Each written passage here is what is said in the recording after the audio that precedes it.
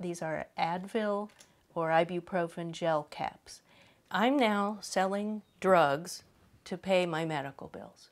Des bijoux fabriqués avec des médicaments usagés pour rappeler que l'accès à la santé est un luxe aux États-Unis. Nous sommes dans l'atelier de Suzanne, 62 ans, guérie d'un cancer du sein. Mais 8 ans après la fin de son traitement, elle continue de le payer. Sa dette s'élève à 50 000 $. Travailleuse indépendante, Suzanne avait pourtant souscrit une assurance privée. Wasn't covered on my plan. I had to pay out of pocket, and before I knew it, I was starting to deplete my savings.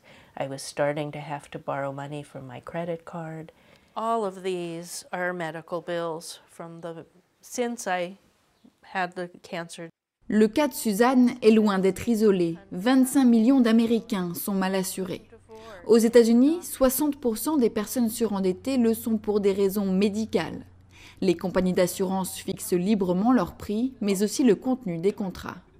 We tend to view healthcare as a business as opposed to another approach, which would be to say it's subject to government regulation. We're able to actually just charge more for services, and it's sort of what the market will bear. Gracias. Dr. Spar. Résultat, beaucoup comme Francisco prennent le risque de ne pas être assurés faute de moyens.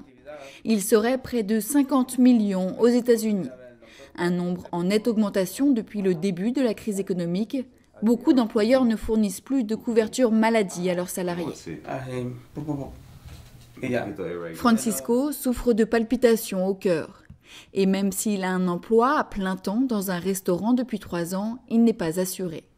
Il est donc venu se faire examiner dans cette clinique caritative qui lui fournit des soins gratuits, mais limités. Je peux l'examiner et lui dire que je suis inquiet, mais pour vraiment savoir ce qu'il a, il faudrait un appareil que l'on n'a pas ici. Il devra attendre et j'espère qu'il ne lui arrivera rien. Une opération lui coûterait au moins 10 000 $. Une somme inabordable pour Francisco qui gagne 1 500 $ par mois. ¿Qué vas a hacer? Te vas a morir.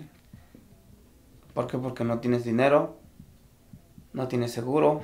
Kathleen Hyatt to the pharmacy, please. Avec sa réforme du système de santé, Barack Obama veut étendre Medicaid, le programme d'aide aux plus démunis, à 16 millions de personnes supplémentaires. La mesure phare oblige aussi chaque citoyen à se doter d'une couverture maladie privée. 36 millions de nouveaux clients, une véritable manne financière pour les compagnies d'assurance. Any questions? That's it. Okay, thank you.